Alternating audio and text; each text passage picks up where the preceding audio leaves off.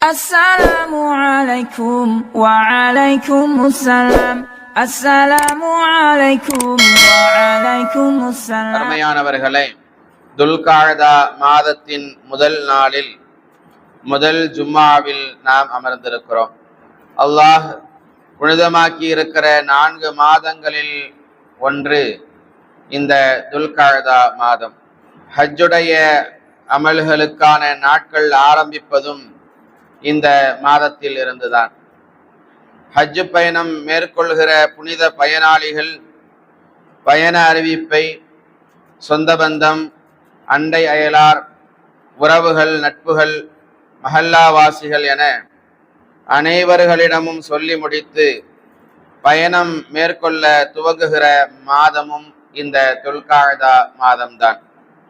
ஹஜ் விளக்க கூட்டங்கள், பயணம் சொல்லுதல், விருந்துகள் என இப்போதே நாம் ஹஜ் தொடர்பான பல சபைகளை அலங்கரிக்க தொடங்கி இருக்கிறோம்.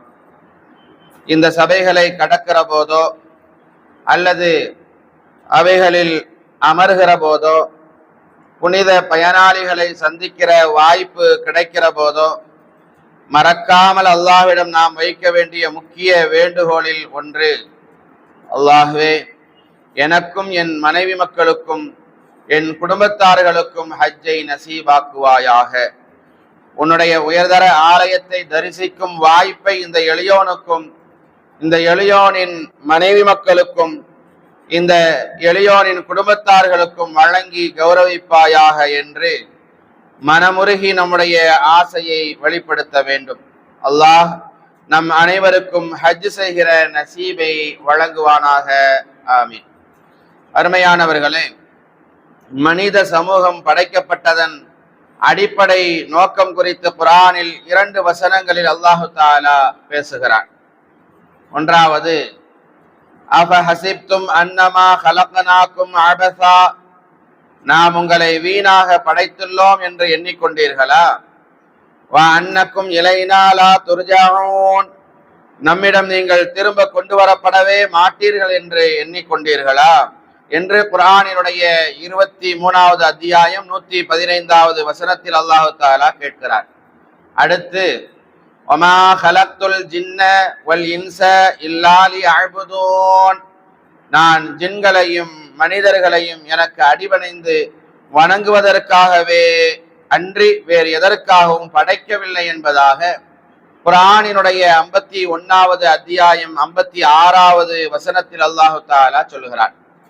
எனவேதான் எல்லாம் வல்ல அல்லாஹ் ரப்புல் ஆலமீன் வணக்க வழிபாடுகள், அதன் செயல் வடிவங்கள், அதன் கால நேரங்கள், அதன் எல்லைகள், அதன் சிறப்புகள், அதை செய்வதால் ஏற்படும் நன்மைகள், அதனை செய்யாமல் விட்டுவிடுவதால் ஏற்படும் ஆபத்துகள், விளைவுகள் என இவைகள் எல்லாவற்றையும் எடுத்து கூறிட, வாழ்ந்து காட்டிட இறை தூதர்கள், ஏடுகள், வேதங்கள் என மனித சமூக வரலாற்றில் நீண்டதொரு வழிகாட்டலை அல்லாஹு தஆலா வழங்கினான். இறுதியாக நம் உயிரிலும் மேலான நபிகள் பெருமானார் ஸல்லல்லாஹு அலைஹி வஸல்லம் அவர்களை மனித சமூகத்தின் இறுதி தூதராக்கி தலை சிறந்த வேதமாம் திருக்குர்ஆனை வழங்கி இந்த மார்க்கத்தை, இந்த தீனை முழுமைப்படுத்தி உலகின் தலை சிறந்த உம்மத்தாக நம்மை அல்லாஹு தஆலா ஆக்கியிருக்கின்றான். மேலும் ஏகத்துவத்திற்கு பிறகு வணக்க வழிபாடுகளில் இந்த உம்மத்துக்கென்று முக்கியமான சில வணக்க வழிபாடுகளை வழங்கியதோடு அல்லாமல் அவைகளுக்கான கால நேரங்களை நிர்ணயம் செய்து மகத்தான பல வெகுமதிகள், சோபனங்களையும் அல்லாஹு தஆலா வழங்கி கௌரவித்திருக்கிறார். ஏகத்துவத்திற்கு பிறகு மிக முக்கியமான வழிபாடு என்று சொன்னால் அது தொழுகைதான். அந்த தொழுகையை குறித்து அல்லாஹு தஆலா குறிப்பிடும் போது, இன்ன ஸலாத்த கானத் அலல் முஃமினீன கிதாபம் மவ்கூதா, நிச்சயமாக குறிப்பிட்ட நேரங்களில் தொழுகையை நிறைவேற்றுவது முஃமின்களுக்கு விதியாக்கப்பட்டுள்ளது என்பதாக குர்ஆனினுடைய 4வது அத்தியாயம் 103வது வசனத்தில் அல்லாஹு தஆலா குறிப்பிடுகிறார். அடுத்து, இதற்கு இணையான வணக்கம் கிடையாது என்று முஹம்மது ரசூலுல்லாஹி ஸல்லல்லாஹு அலைஹி வஸல்லம் அவர்களால் அடையாளப்படுத்தப்பட்டது நோன்புதான். அதை குறித்து அல்லாஹு தாலா சொல்கிற போது, ஷஹ்ரு ரமலான் அல்லதி உன்சில ஃபீஹில் குர்ஆன் ஹுதல் லின்னாஸி வ பையினாத்தின் மினல் ஹுதா வல் ஃபுர்கான் ஃபமன் ஷஹித மின்கும் அஷ்-ஷஹ்ர ஃபல்யஸும். இந்த குர்ஆன் ரமலான் மாதத்தில் உங்களுக்கு அருளப்பட்டது. இது மனிதர்களுக்கு நேர்வழி காட்டும், நேர்வழியை தெளிவாக கூறும், பொய்யை விட்டு உண்மையை பிரித்து காட்டும் இந்த குர்ஆன். உங்களில் அந்த மாதத்தை யார் அடைந்து கொள்கிறார்களோ அவர்கள் நோன்பு நோற்றுக் கொள்ளட்டும். அடுத்து முக்கியமான அமலாக அல்லாஹு தாலா சொல்லித் தருவது ஹஜ்ஜை அல்லாஹ் சுப்ஹானஹு தஆலா ஆக்கி தந்திருக்கிறான். இந்த ஹஜ்ஜை குறித்து அல்லாஹு தாலா பேசுகிற போது, அல் ஹஜ்ஜு அஷ்ஹுரும் மஅலூமாத் ஃபமன் ஃபரத ஃபீஹின்னல் ஹஜ்ஜ ஃபலா ரஃபஸ வலா ஃபுசூக வலா ஜிதால ஃபில் ஹஜ்ஜி வமா தஃஅலூ மின் கைரின் யஅலமுஹுல்லாஹ். ஹஜ்ஜுக்குரிய காலம் அது குறிப்பிடப்பட்ட மாதங்களாகும். எனவே அவற்றில் எவரேனும் இஹ்ராம் அணிந்து ஹஜ்ஜை தம் மீது கடமையாக்கி கொண்டால் ஹஜ்ஜின் காலத்தில் சம்போகம், கெட்ட வார்த்தைகள் பேசுதல், சச்சரவு ஆகியவை செய்தல் இதுவெல்லாம் கூடாது என்பதாக அல்லாஹு தாலா சொல்லிவிட்டு, நீங்கள் செய்யும் ஒவ்வொரு நன்மையும் அல்லாஹ் அறிந்தவனாகவே இருக்கிறான். வதஸவ்வது, மேலும் ஹஜ்ஜுக்கு தேவையான பொருட்களை நீங்கள் சித்தப்படுத்தி வைத்துக் கொள்ளுங்கள். ஃபஇன்ன கைர ஸாதி தக்வா, நிச்சயமாக இவ்வாறு சித்தப்படுத்தி வைப்பவைகளில் மிகவும் ஹைரானது, சிறப்பானது, நன்மையானது தக்வா என்னும் பயபக்தியே என்பதாக அல்லாஹு தஆலா சொல்லிவிட்டு, வத்தகூனி யா உலில் அல்பாப், எனவே அறிவாளிகளே எனக்கே பயபக்தியுடன் என்னை பயந்து நீங்கள் நடந்து கொள்ளுங்கள் என்பதாக குர்ஆனினுடைய 2வது அத்தியாயம் 197வது வசனத்தில் அல்லாஹு தஆலா சொல்கிறான். கண்ணியத்திற்குரியவர்களே, இஸ்லாம் வலியுறுத்தும் எந்த ஒரு வழிபாடாக இருந்தாலும் சரி, அதற்கென கால நேரங்கள் வரையறை செய்யப்பட்டிருக்கிறது. வரையறுக்கப்பட்ட அந்த கால நேரத்திற்குள் அவைகள் நிறைவேற்றப்பட வேண்டும், காலதாமதம் செய்தல் கூடாது. ஹஜ்ஜும் அப்படித்தான், குறிப்பிட்ட காலத்திற்குள் நிறைவேற்றப்பட வேண்டும். அல்லாஹ் சொல்லுவான், வலில்லாஹி அலன்னாஸி ஹஜ்ஜுல் பைத்தி மன் இஸ்ததா இலைஹி சபீலா, மேலும் அந்த ஆலயத்திற்கு சென்று வர மக்களில் எவர்கள் சக்தி பெற்றவர்களாக இருக்கிறார்களோ அவர்கள் ஹஜ் செய்வதானது அல்லாஹ்வுக்காக ஆற்ற வேண்டிய கடமையாகும் என்பதாக குர்ஆனினுடைய 3வது அத்தியாயம் 97வது வசனத்தில் அல்லாஹு தஆலா சொல்கிறான். அல்லாஹு தஆலா எந்த ஹஜ்ஜை நமக்கு கடமையானதாக ஆக்கி தந்திருக்கிறானோ அந்த ஹஜ்ஜை செய்வதற்கான பொருளாதார வளமும் உடல் ஆரோக்கியமும் அதற்கான சக்தியும் நமக்கு இருக்கும் என்று சொன்னால், அதை பெற்றிருப்பவர்கள் அதை காலதாமதப்படுத்த கூடாது என்பதை மார்க்க நமக்கு சொல்லித் தருகிறது. ஃபதுல் இப்னு அப்பாஸ் ரலியல்லாஹு அன்ஹு அவர்கள் அறிவிக்கக்கூடிய ஒரு செய்தி, நபிகள் பெருமானார் ஸல்லல்லாஹு அலைஹி வஸல்லம் அவர்கள் சொன்னார்கள், மன் அராதல் ஹஜ்ஜ ஃபல்யதஅஜ்ஜல் ஃபஇன்னஹு கத் யம்ரதல் மரீத் வததில்லுல் லால்லா வதாரிதுல் ஹாஜா. எவர் ஹஜ் செய்ய நாடுகின்றாரோ அவர் விரைவாக ஹஜ் செய்து விடட்டும். ஒருவேளை அவர் நோய்வாய்ப்படலாம், அல்லது பயணம் புறப்படுவதில் இடையூறு ஏற்படலாம், அல்லது வேறேதேனும் தேவைகள் ஏற்படலாம் என அல்லாஹ்வின் தூதர் ஸல்லல்லாஹு அலைஹி வஸல்லம் அவர்கள் கூறினார்கள். ஆனால் இன்று முஸ்லிம் சமூகத்தில் ஹஜ் செய்வதற்கு உடல் மற்றும் பொருளாதாரம், கால நேரம் ஆகிய வசதிகள் பெற்றிருந்தும் கூட ஹஜ் செய்ய அதிகமாக தாமதிக்கக்கூடிய நிலைகளை நம்மால் பார்க்க முடிகின்றது. பொருளாதார வளத்தை பெற்றிருக்கிறார்கள், ஹஜ் செய்வதற்கான எல்லா உடல் ஆரோக்கியமும் இருக்கிற அந்த காலத்திலேயே ஹஜ் செய்துவிட வேண்டும் என்பதாக மார்க்கம் அறிவுறுத்தி இருக்க, ஆனால் நமக்கு இப்பொழுது என்ன வயதாகிவிட்டது, இன்னும் கொஞ்ச நாள் போகட்டுமே, குடும்பத்துல எவ்வளவோ பிரச்சனை இருக்குது, தொழிலை பாதியில விட்டுட்டு போக முடியாது, என மகளுக்கு நிக்காஹ் செய்ய வேண்டியது இருக்குது, என்னதான் பொருளாதாரம் இருந்தாலும் ஹஜ் செய்வதற்கான வாய்ப்புகள் இருந்தாலும் நம்ம இப்போதைக்கு உம்ரா செஞ்சா போதும், ஹஜ் எல்லாம் அப்புறம் பார்த்துக்கலாம் என்று அதை பிற்படுத்தக்கூடிய, தாமதிக்கக்கூடிய நிலைகளை பார்க்கிறோம். ஹஜ் என்பது அது அல்லாஹ் சுப்ஹானஹு தஆலா கடமையாக்கி இருக்கக்கூடிய கடமைகளில் 5வதாக கடைசியாக சொல்லப்படுவதனாலோ என்னவோ ஹஜ் என்பது கடைசி காலகட்டத்தில் செய்யக்கூடிய ஒரு அமல் என்பதாகவே இந்த சமுதாயம் தவறாக விளங்கி வைத்திருக்கிறது. இந்த ஹஜ் என்பது கடைசியாக சொல்லப்பட்டிருப்பதின் காரணத்தினால் அது கடைசி காலகட்டத்தில் முடியாத இயலாத ஒரு நிலையில் இருக்கிற போது நாம் மரணிப்பதற்கு முன்னால் செய்துவிட வேண்டும் என்று சொல்லப்படுகின்ற அளவுக்கு உள்ள ஒரு நிலை அல்ல ஹஜ்ஜினுடைய காரியம் என்பது. ஹஜ் என்பது உடல் ஆரோக்கியமும் பொருளாதார வளமும் ஹஜ் செய்வதற்கான எல்லா தகுதிகளும் ஒருவர் பெற்றிருக்கிறார் என்று சொன்னால் அவர் வயதிற்கு வந்தவராக இருக்கிற பொழுது அவருக்கு ஹஜ் கடமையானவராக அவர் இருக்கிறார் என்று சொன்னால் இந்த உலகத்தினுடைய எந்த சாக்கு போக்குகளையும் சொல்லி அது பிற்படுத்தப்படக்கூடாது, தாமதிக்க கூடாது, உடனேயே செய்ய வேண்டிய ஒரு இபாதத்தாக ஒரு கடமையாக அந்த ஹஜ்ஜினுடைய கடமை இருக்கிறது என்பதை நாம் கவனத்தில் வைத்து செயல்பட வேண்டும். அதிகமான வயோதிகர்கள் ஹஜ் செய்கிற நாடுகளில் இந்தியாவும் இலங்கையும் தான் இருக்கிறது என்பதாக சொல்கிறார்கள். அதிலும் குறிப்பாக தமிழகம் முன்னணியில் இருக்கிறது என்பதாக சொல்லப்படுகிறது. ஹஜ் என்பது விரைவாக செய்ய வேண்டிய அமல் என்பதையும் அதை தாமதப்படுத்த கூடாது என்பதையும் நபிகள் பெருமானார் ஸல்லல்லாஹு அலைஹி வஸல்லம் அவர்கள் நமக்கு உணர்த்தினார்கள். பொதுவாக இஸ்லாம் வலியுறுத்தி கூறியிருக்கிற எந்த ஒரு வணக்க வழிபாட்டையும் தாமதப்படுத்துவது அது அல்லாஹ்வினுடைய கோபத்திற்கும் தண்டனைக்கும் ஆளாக நேரிடும் என்பதை குர்ஆனில் பல இடங்களில் அல்லாஹு தஆலா எச்சரிக்கிறார். உலகில் வாழும் காலங்களில் நல்லமல்கள் செய்யாது, தான தர்மங்கள் செய்யாமல், செய்த பாவங்களுக்கு தௌபா செய்யாமல் காலதாமதம் செய்து கொண்டிருந்தவர்கள் மரண நேரத்தின் போது எவ்வித மரியாதையும் அவர்கள் புலம்புகிற அந்த நேரத்தில் கிடையாது என்பதையும் நமக்கு குர்ஆனின் மூலமாக அல்லாஹு தஆலா எச்சரிக்கின்றான். அல்லாஹ் சொல்லுவான், ஹத்தா இதா ஜாஅ அஹதஹுமுல் மௌத் قال رب ارجعون.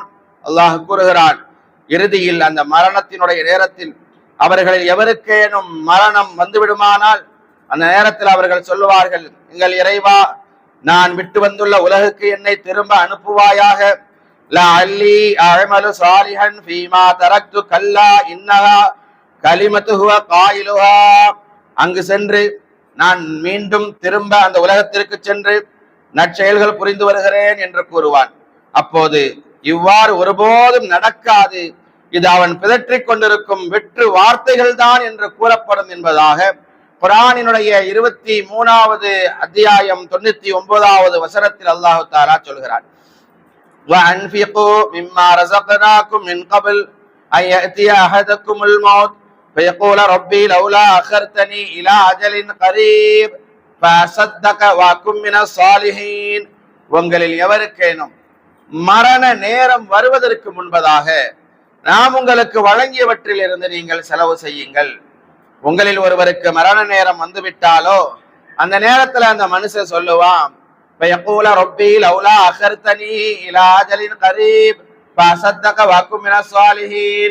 எனது அதிபதியே, எனது இரட்சகனே, எனக்கு இன்னும் கொஞ்ச கால அவகாசம் கொடுக்க கூடாதாப்பா, நானும் தான தர்மம் எல்லாம் செய்வேனே, நானும் நல்லவர்களில் ஒருவனாக மாறிவிடுவேனே என்பதாக சொல்லுவான். ஆனால் وَلَنْ يُؤَخِّرَ اللَّهُ نَفْسًا إِذَا جَاءَ أَجَلُهَا وَاللَّهُ خَبِيرٌ بِمَا تَعْمَلُونَ. ஆனால் ஒருவனுக்கு அவன் செயல்படுவதற்கான நேரம் முடிவடைந்து விட்டாலோ எந்த மனிதனுக்கும் கால அவகாசத்தை நீட்டி கொடுக்கப்பட மாட்டாது என்பதாக குர்ஆனினுடைய 63வது அத்தியாயம் 10வது வசனத்தில் அல்லாஹ் தஆலா குறிப்பிடுகின்றான். அல்லாஹ் சொல்லுவான், وَلَيْسَتِ التَّوْبَةُ لِلَّذِينَ يَعْمَلُونَ السَّيِّئَاتِ حَتَّى إِذَا حَضَرَ أَحَدَهُمُ الْمَوْتُ قَالَ إِنِّي تُبْتُ الْآنَ وَلَلَّذِينَ يَمُوتُونَ وَهُمْ كُفَّارٌ. எவர்கள் பாவங்கள் புரிந்தவாறு வாழ்ந்துவிட்டு மௌத்து மரணம் நெருங்கும் போது நான் இப்போது மன்னிப்பு கோருகிறேன் என்று கூறுகின்றார்களோ அவர்களுக்கு மன்னிப்பு கிடையாது. மேலும் இறுதி மூச்சு வரை நிராகரிப்பிலேயே மூழ்கியிருப்பவர்களுக்கு மன்னிப்பே கிடையாது என்பதாக இந்த வசனத்தில் அல்லாஹ் தஆலா சொல்லிவிட்டு, உலாயிக அஅதனா லஹும் அஸாபன் அலீமா, இத்தகையோருக்கு துன்புறுத்தும் தண்டனையை நாம் தயார் செய்து வைத்திருக்கிறோம் என்பதாக குர்ஆனினுடைய 4வது அத்தியாயம் 18வது வசனத்தில் அல்லாஹ் தஆலா சொல்கிறார். இந்த வசனங்களின் மூலமாக அல்லாஹ் தஆலா இந்த உலகத்தில் நமக்கு ஒரு வாழ்க்கை நியாயமத்தாக கொடுத்திருக்கிறான். அந்த வாழ்க்கையை நாம் வாழ்ந்து கொண்டிருக்கிற அந்த காலகட்டத்திலேயே அல்லாஹ் நமக்கு எந்தெந்த கடமைகளை நமக்கு விதித்திருக்கிறானோ அந்த கடமைகளை நாம் செய்தாக வேண்டும். நமக்கான அந்த இபாதத்துகள் வணக்க வழிபாடுகளை அதற்கென்று ஒரு நேரம் குறிப்பிடப்பட்டிருக்கிறது. அந்த நேரத்தில் அதை நிறைவேற்றியாக வேண்டும். அதில் காலதாமதப்படுத்தக்கூடாது. அது நோன்பாக இருந்தாலும் சரி, அது தொழுகையாக இருந்தாலும் சரி, அது ஹஜ்ஜாக இருந்தாலும் சரி, எந்த ஒரு இபாதத்திலும் வணக்க வழிபாடுகளிலும் அதில் தாமதப்படுத்துவோம் என்று சொன்னால், தாமதப்படுத்தி செய்யப்படுகிற அந்த இபாதத், அந்த வணக்க வழிபாடு என்பது அல்லாஹ்விடத்தில் அந்தஸ்தில் குறைவாக மதிக்கப்படும். அப்படியே தாமதப்படுத்தி கொண்டு வருகிற அந்த நேரத்தில் நாம் செய்ய முடியாமல் போய்விட்டது என்று சொன்னால், மரணத்தை நாம் சந்தித்து விட்டோம் என்றால், மரணத்திற்கு பின்னால் நாம் புலம்புகிற அந்த புலம்பல்களால் எந்த விதமான பயனும் ஏற்படாது என்பதாக இந்த வசனங்களின் மூலமாக அல்லாஹ் தஆலா இந்த உம்மத்தை, இந்த சமூகத்தை எச்சரிக்கிறான் என்கிற நேரத்தில், ஹஜ்ஜினுடைய விஷயமாக இருக்கட்டும், தொழுகையினுடைய காரியமாக இருக்கட்டும், அல்லாஹ் கடமையாக்கி இருக்கக்கூடிய எந்த ஒரு இபாதத்து வணக்க வழிபாடுகளுடைய காரியமாக இருக்கட்டும், அதில் கவனம் செலுத்த வேண்டும். அதற்குரிய நேரத்தில் நாம் செய்தாக வேண்டும். தாமதம் என்பது கூடாது என்பதைத்தான் அழுத்தம் திருத்தமாக இதன் மூலமாக அல்லாஹ் சுப்ஹானஹு வ தஆலா நமக்கு உணர்த்தி தருகின்றான். தாமதப்படுத்துவதால் ஏற்படுகிற ஆபத்தை நாம் உணர வேண்டும். இங்கே ஒரு சம்பவத்தை கவனியுங்கள். அப்துல்லாஹ் இப்னு ரவாஹா ரலியல்லாஹு அன்ஹு அவர்கள் அல்லாஹ்வின் தூதர் முஹம்மது ஸல்லல்லாஹு அலைஹி வஸல்லம் அவர்களின் மீது அதிகமாக அளவு கடந்த அன்பு கொண்டிருந்த நபி தோழர்களில் ஒருவர் அப்துல்லாஹ் இப்னு ரவாஹா ரலியல்லாஹு அன்ஹு. முஹம்மது ஸல்லல்லாஹு அலைஹி வஸல்லம் அவர்கள் மூத்தா என்கிற அந்த யுத்தத்திற்காக வேண்டி சஹாபாக்களை வழி அனுப்புகிற தருணம் அது. முஹம்மது ரசூலுல்லாஹி ஸல்லல்லாஹு அலைஹி வஸல்லம் அவர்கள் எந்த ஒரு போருக்கும் நபித்தோழர்களை அனுப்புகிறார்கள் என்று சொன்னால், அப்பொழுது ஒரு அந்த போருக்கான தளபதியாக ஒருவரை நபிகள் பெருமானார் ஸல்லல்லாஹு அலைஹி வஸல்லம் அவர்கள் நியமிப்பது வழக்கம். ஆனால் வழமைக்கு மாற்றமாக அங்கே அந்த மூத்தாவினுடைய போரிலே நபிகள் பெருமானார் ஸல்லல்லாஹு அலைஹி வஸல்லம் அவர்கள் செய்தது என்ன தெரியுமா? அந்த போருக்கான தளபதிகளாக 3 நபர்களை நபிகள் பெருமானார் ஸல்லல்லாஹு அலைஹி வஸல்லம் அவர்கள் தேர்வு செய்கிறார்கள். ஸைத் இப்னு ஹாரிஸா, ஜஅஃபர் இப்னு அபீ தாலிப், அப்துல்லாஹ் இப்னு ரவாஹா என்கிற இந்த 3 நபித்தோழர்களை நபிகள் பெருமானார் ஸல்லல்லாஹு அலைஹி வஸல்லம் அவர்கள் தேர்வு செய்து, மக்கள் எல்லாம் குழுமி இருக்கக்கூடிய அந்த நபித்தோழர்களுக்கு முன்னால் நபிகள் பெருமானார் ஸல்லல்லாஹு அலைஹி வஸல்லம் அவர்கள் சொன்னார்கள், அந்த சஹாபாக்களை பார்த்து சொன்னார்கள், இந்த படைக்கான, உங்களுடைய படைக்கான தளபதியாக நான் ஆரம்பமாக ஸைத் இப்னு ஹாரிஸா ரலியல்லாஹு அன்ஹு அவர்களை நான் நியமிக்கிறேன் என்பதாக சொன்னார்கள். உங்களுடைய படைக்கான தளபதி ஸைத் இப்னு ஹாரிஸா என்று சொன்னதோடு மாத்திரமல்ல, நபிகள் பெருமானார் ஸல்லல்லாஹு அலைஹி வஸல்லம் அவர்கள் அடுத்து சொன்னார்கள், அந்த ஸைத் இப்னு ஹாரிஸா அவர் தளபதியாக நியமிக்கப்பட்டிருக்கிறார். போரில் அவர் கொல்லப்பட்டார் என்று சொன்னால், ஷஹீதானால், நபிகள் பெருமானார் ஸல்லல்லாஹு அலைஹி வஸல்லம் அவர்கள் சொன்னார்கள், அந்த ஸைத் இப்னு ஹாரிஸாவுக்கு பதிலாக ஜஅஃபர் இப்னு அபீ தாலிப் அவர் தளபதியாக நியமிக்கப்பட வேண்டும் என்பதாக முஹம்மது ரசூலுல்லாஹி ஸல்லல்லாஹு அலைஹி வஸல்லம் அவர்கள் சொன்னார்கள். அடுத்து ஜஅஃபர் இப்னு அபீ தாலிப் ரலியல்லாஹு அன்ஹு அவர்களை தளபதி என்று சொன்ன முஹம்மது ரசூலுல்லாஹி ஸல்லல்லாஹு அலைஹி வஸல்லம் அடுத்தும் சொன்னார்கள், அந்த ஜஅஃபர் இப்னு அபீ தாலிப் அவர் காயமுற்றால், அவர் இந்த போரில் அவர் கொல்லப்பட்டார். ஃபைன் கத்தல ஜஅஃபர் இப்னு ரவாஹா, இந்த ஜஅஃபர் இப்னு அபீ தாலிப் அவர் கொல்லப்பட்டார் என்று சொன்னால், ஷஹீதாக்கப்பட்டால், அடுத்து அப்துல்லாஹ் இப்னு ரவாஹா அவர்களை நான் தளபதியாக நியமிக்கிறேன் என்பதாக சொன்ன முஹம்மது ரசூலுல்லாஹி ஸல்லல்லாஹு அலைஹி வஸல்லம் அத்தோடு நிறுத்திவிடவில்லை. அதற்கு பிறகும் சொன்னார்கள், முஹம்மது ரசூலுல்லாஹி ஸல்லல்லாஹு அலைஹி வஸல்லம் இந்த 3ஆவதாக நியமிக்கப்பட்டிருக்கிற அப்துல்லாஹ் இப்னு ரவாஹா அவர் ஷஹீதாகி விட்டார் என்று சொன்னால், அவர் இந்த மார்க்கத்திற்காக, இந்த தீனுல் இஸ்லாத்திற்காக அவர் மரணித்து விட்டார் என்று சொன்னால், இஸ்லாமியர்களாக இருக்கக்கூடிய நீங்கள் தோழர்களே, உங்களில் ஒருவரை நீங்களே தேர்வு செய்து அவரை தளபதியாக ஆக்குங்கள். அந்த தளபதியின் மூலமாக இந்த மூத்தாவினுடைய போரிலே நமக்கு, இந்த மார்க்கத்திற்கு, இஸ்லாத்திற்கு வெற்றி கிடைக்கும் என்றார்கள் நபிகள் பெருமானார் ஸல்லல்லாஹு அலைஹி வஸல்லம் அவர்கள். முஹம்மது ரசூலுல்லாஹி ஸல்லல்லாஹு அலைஹி வஸல்லம் அவர்கள் இப்படி அந்த நபித்தோழர்களுக்கு மத்தியில் சொல்லி, அந்த மூத்தாவினுடைய போருக்காக வேண்டி அந்த நபித்தோழர்களை முஹம்மது ரசூலுல்லாஹி ஸல்லல்லாஹு அலைஹி வஸல்லம் அவர்கள் வழி அனுப்பி வைக்கிறார்கள். இப்பொழுது அந்த மூத்தாவினுடைய போருக்காக வேண்டி மதீனாவில் இருந்து அந்த நபித்தோழர்கள் புறப்பட்டு சென்ற அந்த நேரம் இருக்கிறதே, ரசூலுல்லாஹி ஸல்லல்லாஹு அலைஹி வஸல்லம் அவர்கள் கட்டளையிட்டு விட்டார்கள், நீங்கள் இப்பொழுது கிளம்புங்கள் என்பதாக.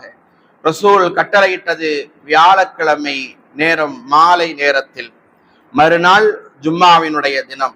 முஹம்மது ரசூலுல்லாஹி ஸல்லல்லாஹு அலைஹி வஸல்லம் அவர்கள் ஒரு வார்த்தை சொன்னார்கள், கட்டளையிட்டார்கள் என்று சொன்னால் அப்படியே கட்டுப்பட வேண்டும் என்பதுதான் மார்க்கத்தினுடைய நியதி. இங்கே அந்த மூத்தாவினுடைய போரில் தேர்ந்தெடுக்கப்பட்ட அனைத்து நபித்தோழர்களும் மூத்தாவினுடைய போருக்காக வேண்டி செல்கிற போது இந்த அப்துல்லா இப்னு ரவாஹா ரலியல்லாஹு அன்ஹு அவர்கள் தளபதிகளில் ஒருவராக நியமிக்கப்பட்டவர். அந்த அப்துல்லா இப்னு ரவாஹா ரலியல்லாஹு அன்ஹு நபிகள் பெருமானார் ஸல்லல்லாஹு அலைஹி வஸல்லம் அவர்களின் மீது அதிகமாக பாசம் கொண்டிருந்த ஒரு நபித்தோழர். முஹம்மது ரசூலுல்லாஹி ஸல்லல்லாஹு அலைஹி வஸல்லம் அவர்கள் மூத்தாவினுடைய போருக்கு நம்மை சொல்லச் சொல்லியிருக்கிறார்கள். தளபதிகளில் ஒருவராக நம்மை நியமித்திருக்கிறார்கள். அப்படி நியமித்த போது ரசூலினுடைய வார்த்தையை கவனித்த அப்துல்லா இப்னு ரவாஹா ரலியல்லாஹு அன்ஹு அவர்கள் தன்னுடைய மனதிலே எண்ணுகிறார்கள், முஹம்மது ரசூலுல்லாஹி ஸல்லல்லாஹு அலைஹி வஸல்லம் அவர்கள் சொன்ன வார்த்தைகள் என்ன? மூத்தாவினுடைய போரில் அப்துல்லா இப்னு ரவாஹா அவர் தளபதியாக நியமிக்கப்படுகிறார், அவர் ஷஹீதாகி விட்டார் என்று சொன்னால் உங்களில் ஒருவரை நீங்கள் தேர்ந்தெடுத்துக் கொள்ளுங்கள் என்பதாக நபிகள் பெருமானார் ஸல்லல்லாஹு அலைஹி வஸல்லம் அவர்கள் சொன்னார்கள். முஹம்மது ரசூலுல்லாஹி ஸல்லல்லாஹு அலைஹி வஸல்லம் அவர்களினுடைய அந்த வார்த்தைகள் மீது அதீதமான நம்பிக்கை கொண்டவர் அப்துல்லா இப்னு ரவாஹா.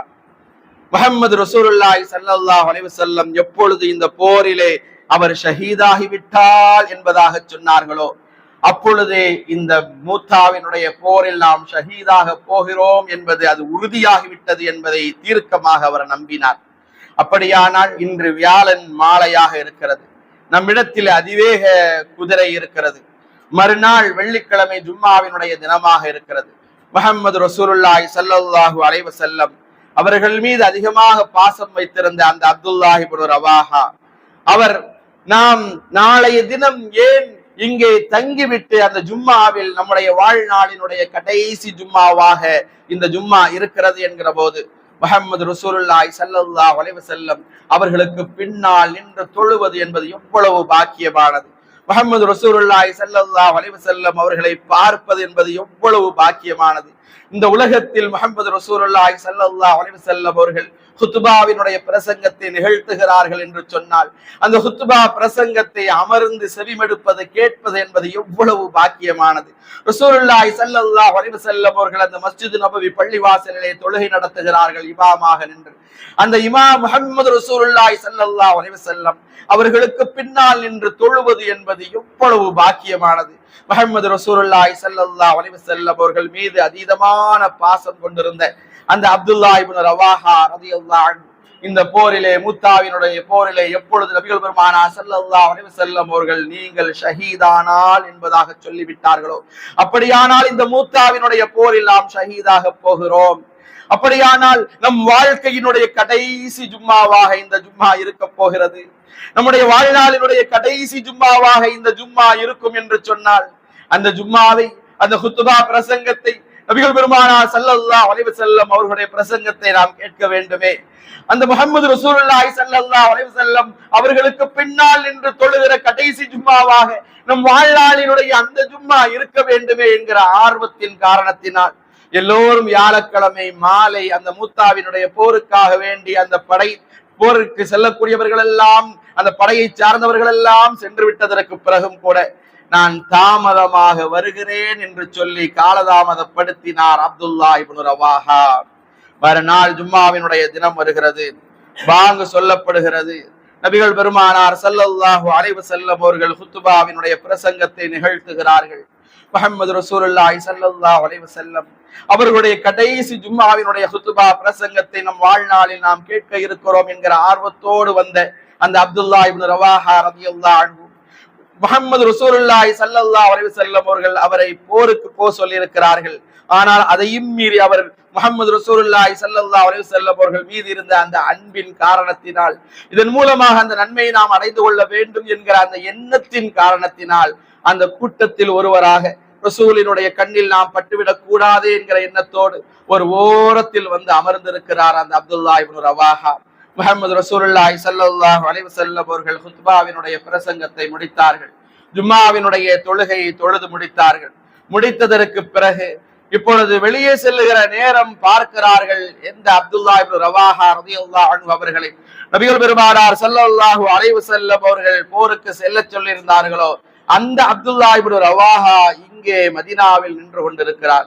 முஹம்மது ரசூலுல்லாஹி ஸல்லல்லாஹு அலைஹி வஸல்லம் அவர்கள் கேட்டார்கள், என்ன தோழரே, நேற்றைய தினமே உங்களை நான் போருக்கு நான் அனுப்பினேனே, ஆனால் நீங்கள் செல்லாமல் இங்கே நின்று கொண்டிருக்கிறீர்களே, என்ன காரணம் என்பதாக கேட்டபோது அந்த அப்துல்லா இப்னு ரவாஹா ரலியல்லாஹு அன்ஹு அவர்கள் சொன்னார்கள், யா ரசூலல்லாஹ், என்னை போரில் நீங்கள் கலந்து கொண்டு தளபதியாக ஆக்கினீர்கள். அப்படி நான் தளபதியாக இருக்கிற பொழுது நான் ஷஹீதாகிவிட்டால் என்கிற ஒரு வார்த்தையை சொன்னீர்கள்.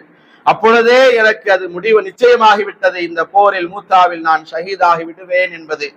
அப்படி நான் ஷஹீதாகி விடுவேன் என்று சொன்னால் இந்த உலகத்தில் என்னுடைய வாழ்நாளில் நான் கடைசியாக தொழுகிற அந்த ஜும்மா உங்களுக்கு பின்னால் நின்று தொழுத அந்த ஜும்மாவாக நான் கேட்ட உங்களுடைய கடைசி அந்த குத்பா பிரசங்கமாக உங்களுடைய பிரசங்கம் இருக்க வேண்டும் என்பதாக ஆசைப்பட்டேன். உங்கள் மீது இருக்கக்கூடிய அந்த அன்பு, அந்த பாசத்தின் வெளிப்பாடு, நான் இந்த ஜும்மாவை தொழுதுவிட்டு போகலாம் என்பதாக ஊரிலே தங்கிவிட்டேன் நபி, வேறு எந்த ஒரு காரணமும் கிடையாது. நான் இப்பொழுதே புறப்பட்டு செல்லுகின்ற நிலையில் தான் இருக்கிறேன். இப்பொழுது அதிவேக விரைவு குதிரை என்னிடத்திலே இருக்கிறது, அந்த வாகனத்தில் நான் போய் அந்த மூத்தாவினுடைய போரிலே நான் கலந்து கொள்வேன் என்பதாக அந்த அப்துல்லா இப்னு ரவாஹா ரலியல்லாஹு அன்ஹு அவர்கள் சொன்ன அந்த நேரத்தில் நபிகள் பெருமானார் ஸல்லல்லாஹு அலைஹி வஸல்லம் அவர்கள் சொன்ன வார்த்தைகள் என்ன தெரியுமா? நம் மீது இருக்கிற அந்த பாசத்தின்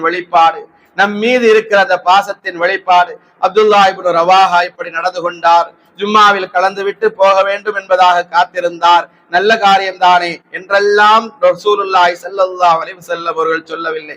அங்கே அப்துல்லா இப்னு ரவாஹா ரலியல்லாஹு அன்ஹு அவர்களை பார்த்து நபிகள் பெருமானார் ஸல்லல்லாஹு அலைஹி வஸல்லம் அவர்கள் சொன்ன வார்த்தை என்ன தெரியுமா? அப்துல்லாஹ்வே, பூமி முழுவதையும் நீர் செலவழித்தாலும் கூட, இந்த பூமி முழுவதையும் நீர் செலவழித்தாலும் கூட முன்னால் சென்று விட்ட படைப்பிரிவினர் அடைந்த அந்த நன்மைகளை உம்மால் அடைந்து கொள்ள முடியவே முடியாது என்றார்கள் நபிகள் பெருமானார் ஸல்லல்லாஹு அலைஹி வஸல்லம் அவர்கள். அப்போது அப்துல்லா இப்னு ரவாஹா ரலியல்லாஹு அன்ஹு அவர்கள் சொன்னார்கள், அல்லாஹ்வின் தூதரே, யா ரசூலல்லாஹ், உங்களோடு நான் இருக்கும் ஒரு காலை பொழுதோ அல்லது மாலை பொழுதோ இந்த உலகமும் உலகின் அனைத்து செல்வங்களும் எனக்கு கிடைப்பதை விட மேலாக நான் கருதுகிறேன் நபியே என்பதாக அப்துல்லா இப்னு ரவாஹா ரலியல்லாஹு அன்ஹு அவர்கள் சொன்னார்கள். அந்த மோத்தாவினுடைய அந்த போருக்கு கிளம்பி சென்றார்கள் அப்துல்லா இப்னு ரவாஹா ரலியல்லாஹு அன்ஹு. மூத்தா போர் அங்கே நடைபெற்றுக் கொண்டிருக்கிறது. முஹம்மது ரசூலுல்லாஹி ஸல்லல்லாஹு அலைஹி வஸல்லம் அவர்கள் மதீனாவில் இருக்கிறார்கள்.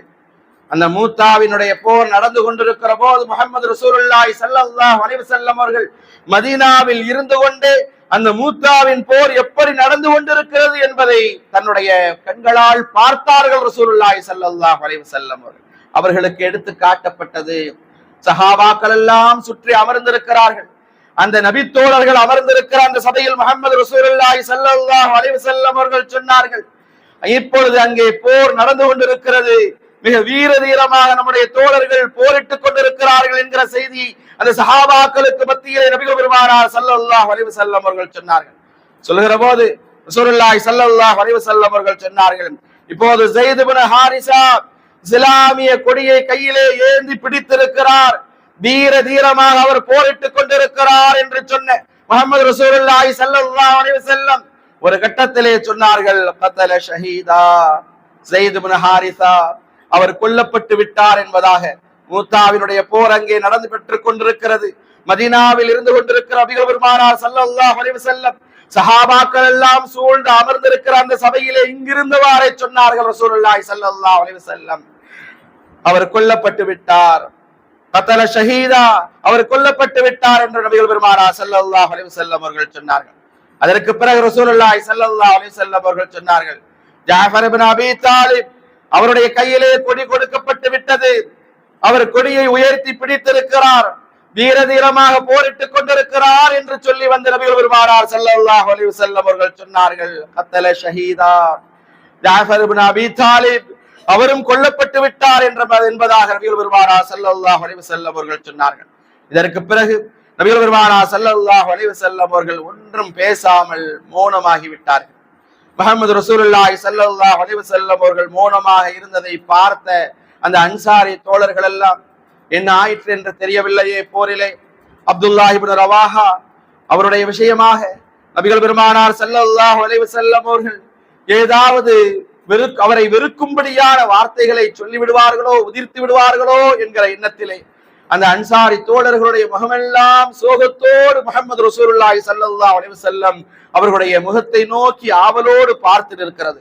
அப்போது சிறிது நேரத்திற்கு பிறகு அல்லாஹ்வின் தூதர் முஹம்மது ஸல்லல்லாஹு அலைஹி வஸல்லம் அவர்கள் சொன்னார்கள், அப்துல்லாஹ் இப்னு ரவாஹா அவருடைய கையிலே கொடி கொடுக்கப்பட்டது, அவர் போர் புரிந்து கொண்டிருக்கிறார், வீர தீரமாக போர் செய்கிறார் என்று சொன்ன நபிகள் பெருமானார் ஸல்லல்லாஹு அலைஹி வஸல்லம் அவர்கள் சொன்னார்கள், கத்தல ஷஹீதா, அந்த அப்துல்லாஹ் இப்னு ரவாஹா அவரும் கொல்லப்பட்டார்.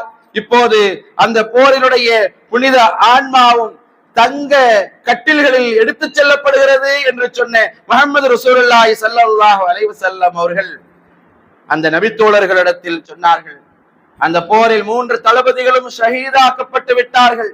இப்பொழுது அந்த 3 தளபதிகளினுடைய ஸைத் இப்னு ஹாரிஸா, அப்துல்லாஹ் இப்னு ரவாஹா, ஜாஃபர் இப்னு அபீ தாலிப், அந்த 3 ஷஹீதுகளினுடைய ஆன்மாக்களும் தங்க தட்டில் வைத்து மலக்குகள் அதை வானத்தின் பக்கம் மரியாதையோடு கண்ணியத்தோடு எடுத்துச் செல்கிறார்கள் என்று சொன்ன முஹம்மது ரசூலுல்லாஹி ஸல்லல்லாஹு அலைஹி வஸல்லம் அவர்கள் சொன்னார்கள், அப்துல்லாஹ் இப்னு ரவாஹா அவர்களுடைய தங்க கட்டிலை நான் பார்த்தேன், மற்ற இருவரினுடைய தங்க கட்டில்களையும் நான் பார்த்தேன், மற்ற ஜாஃபர் இப்னு அபீ தாலிப் அதற்கு பிறகு ஹாரிசா அவர்களுடைய அந்த தங்க கட்டில் என்பது அது சீராக சரியானதாக இருந்தது. ஆனால் அப்துல்லாஹ் இப்னு ரவாஹா அவருடைய தங்க கட்டிலை நான் பார்த்தேன், அதனுடைய கால் கொஞ்சம் வளைந்திருந்தது என்ற சோகத்தோடு நபிகள் பெருமானார் ஸல்லல்லாஹு அலைஹி வஸல்லம் அவர்கள் சொல்லிவிட்டு அதற்கான காரணத்தை சொல்கிற போது, நான் கட்டளையிட்ட போது அவர்களோடு அந்த படை வீரர்களோடு அவர்களும் சென்றிருக்க வேண்டும், அதற்கு மாற்றமாக அவர்கள் கொஞ்சம் தாமதித்து சென்றதின் காரணத்தினால் அவர்களுக்கு கொண்டு செல்லப்படுகின்ற அவருடைய ஆன்மா சுவனத்தின் பக்கம் கொண்டு செல்லப்படுகிறது.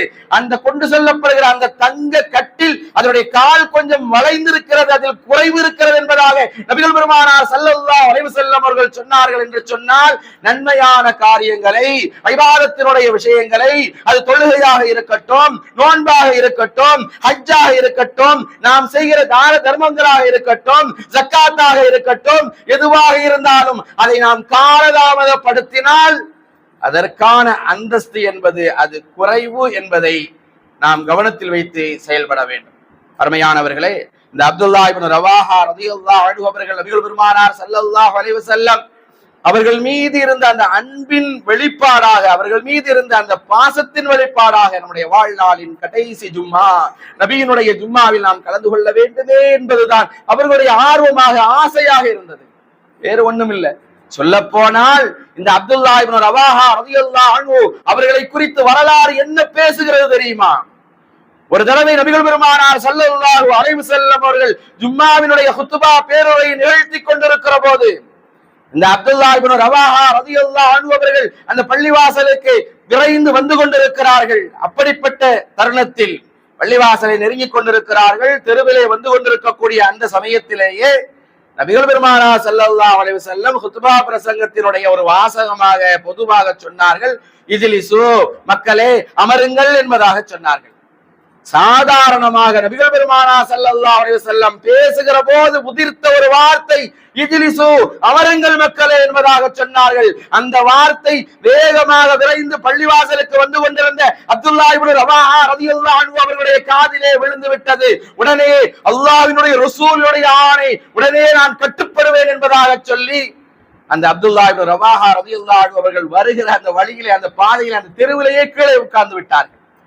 அதற்கு பிறகு நபித்தோழர்கள் எல்லாம் நபிகள் பெருமானார் ஸல்லல்லாஹு அலைஹி வஸல்லம் அவர்களிடத்திலே அப்துல்லா இப்னு ரவாஹா இப்படி நடந்து கொண்டார் என்பதாக சொன்னபோது முஹம்மது ரசூலுல்லாஹி ஸல்லல்லாஹு அலைஹி வஸல்லம் அவர்கள் அவருக்காக வேண்டி அதிகமாக துஆ செய்தார்கள். அப்துல்லா இப்னு ரவாஹா அல்லாஹ்வுடைய கட்டளையை நிறைவேற்றுகின்ற விஷயத்தில், ரசூலுக்கு கட்டுப்பட்டு நடக்கிற விஷயத்தில் அவர் பேரார்வம் கொண்டவர் என்பதாக சொல்லி அவருக்காக அதிகமாக நபிகள் பெருமானார் ஸல்லல்லாஹு அலைஹி வஸல்லம் அவர்கள் துஆ செய்தார்கள் என்பதுதான் அப்துல்லா இப்னு ரவாஹா ரலியல்லாஹு அன்ஹு அவருடைய வரலாறாக அமைந்திருக்கிறது என்று சொன்னால் கொஞ்சம் யோசித்து பாருங்கள்.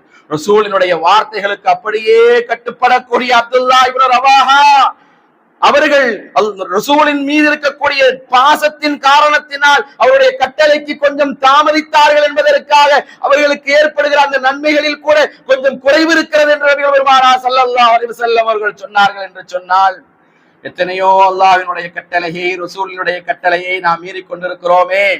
நம்முடைய நிலை என்ன என்பதை கொஞ்சம் நாம் யோசித்து பார்க்க வேண்டாமா?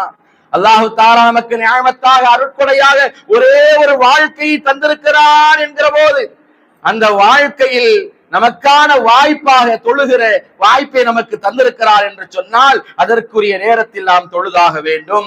ஜகாத் கொடுக்கிற அளவுக்கான பொருளாதாரத்தை அல்லாஹ் நமக்கு வழங்கி இருக்கிறார் என்று சொன்னால் தாமதப்படுத்த கூடாது, அதை வழங்கியாக வேண்டும். நோன்பு வைக்கிற காலத்தில் நோன்பு அல்லாஹ் தஆலா நமக்கு கடமையான அந்த மாதத்தை நமக்கு கொடுக்கிறார் என்று சொன்னால் அந்த மாதத்திலேயே நாம் நோன்பை பயன்படுத்திக் கொள்ள வேண்டும், நோன்பு வைத்தாக வேண்டும். காலதாமதம் கூடாது. ஹஜ் செய்கின்ற அளவுக்கு உண்டான பொருளாதார வளத்தை அல்லாஹ் தஆலா நமக்கு கொடுத்திருக்கிறார் என்று சொன்னால் நாம் தாமதம் செய்யக்கூடாது. கடைசி கடமையாக அந்த ஹஜ் சொல்லப்பட்டிருக்கிறது. எனவே கடைசி காலத்தில் செஞ்சா போதும் என்கிற அந்த தப்பான அபிப்பிராயம் இருக்கிறது, அது தவறானது. அப்படி எண்ணக்கூடாது. வசதி வாய்ப்புகள், பொருளாதார வளம், இன்னைக்கு நம்மளால எத்தனையோ உம்ராக்களை செய்து குவிக்க முடிகிறது. மிகவும் கவலைக்குரிய விஷயம் என்ன தெரியுமா? மிகவும் கவலைப்பட வேண்டிய விஷயம் என்ன தெரியுமா? செல்வமும் பொருளாதார வளமும் ஹஜ் செய்வதற்கான ஆற்றலும் சக்தியும் இருப்பவர்களும் கூட இன்றைக்கு டிராவல்ஸ்களின் மூலமாக உம்ராவுக்குத்தான் அழைத்து செல்லப்படுகிறார்கள், அதற்குத்தான் முன்னுரிமை கொடுக்கிறார்கள். நாளைக்கு அல்லாஹ் தஆலா மட்டும் வந்து நீ எத்தனை உம்ரா செஞ்சேன்னு கேட்க மாட்டான், கவனத்துல வைக்கணும். ஏன் உம்ரா செய்யலேன்னு அல்லாஹ் தஆலா கேட்க மாட்டான். பொருளாதார வளமும் உடல் ஆரோக்கியம் அதற்கான தகுதியும் சக்தியும் இருந்து நீங்கள் ஹஜ்ஜினுடைய கடமையை நிறைவேற்றவில்லை என்று சொன்னால், காலதாமதப்படுத்தி அப்படியே அல்லாஹ் இந்த உலகத்திலிருந்து பிரிந்து சென்றிருந்தீர்கள் என்று சொன்னால் நிச்சயம் அல்லாஹ் சுப்ஹானஹு வ தஆலா உங்களை நிக்க வச்சு கேள்வி கேட்பா. அதற்கு பதில் சொல்லாமல் அந்த இடத்தை விட்டு நகர முடியாது என்று சொன்னால் அந்த விஷயத்தில் நாம் எவ்வளவு கவனமாக இருக்க வேண்டும். ஹஜ் செய்யல, அதற்கான தகுதி இருக்குது, ஆனா ஹஜ் செய்யல சொல்லி சொன்னா உனக்கு அதற்கான வசதிகளையும் வாய்ப்புகளையும் தகுதியும் நான் கொடுத்தேனே, ஹஜ் செய்யலன்னு அல்லாஹ் தஆலா கேட்பான். எத்தனை உம்ரா செஞ்சான்னு அல்லாஹ் தஆலா கேட்க மாட்டான். அதனால முன்னுரிமை என்பது அது ஹஜ்ஜுக்குத்தான் நாம கொடுக்கணுமே தவிர, என்னமோ இன்னைக்கு உள்ள காலத்துல உள்ள அது ஒரு ஃபேஷனாவே மாறி போச்சு. உம்ராவுக்கு போயிட்டு வந்தா ஹஜ்ஜுக்கு போன மாதிரியான ஒரு எஃபெக்ட் கொடுக்கக்கூடிய மக்களை தான் இன்றைக்கு நாம் அதிகமாக பார்த்து கொண்டிருக்கிறோம். நான் உம்ரா முடிச்சுட்டேன், அல்ஹம்துலில்லாஹ், பரக்கல்லாஹ், அல்லாஹ் ரொம்ப நிஅமத் பண்ணிட்டான், பெருமைப்பட்டுக் கொள்ளக்கூடிய ஒரு நிலைகள் இருக்கிற மனிதர்களை அதிகமாக பார்க்கிறோம். நாம் விளங்கியாக வேண்டும், ஹஜ் தான் நமக்கான கடமை, அது நிறைவேற்றப்பட வேண்டும். உம்ரா செஞ்சீங்களான்னு அல்லாஹ் நம்மகிட்ட கேட்க மாட்டான். ஆனா ஹஜ் செய்வதற்குரிய வசதி இருந்தும் செய்யலனா ஹஜ் செய்யலன்னு அல்லாஹ் தஆலா கேட்பா அப்படின்னு சொல்லி சொன்னான். நன்மையான காரியங்களில் அதை நாம் விரைவுபடுத்த வேண்டும், அதை தாமதப்படுத்த கூடாது என்பதை நாம் கவனத்தில் வைத்து செயல்பட வேண்டும். அல்லாஹ் சுப்ஹானஹு வ தஆலா நம் அனைவர்களுக்கும் ஹஜ் செய்கின்ற பாக்கியத்தை நசீபாக்குவானாக. ஆரோக்கியத்தோடும் மன நிறைவோடும் இன்பத்தோடும் ஹஜ்ஜை நிறைவேற்றுகிற தௌஃபீக் அல்லாஹ் தஆலா தந்து அருள்பாலிப்பானாக. ஆமீன். வாஹிர் தஅவானா அனில் ஹம்துலில்லாஹி ரப்பில் ஆலமீன்.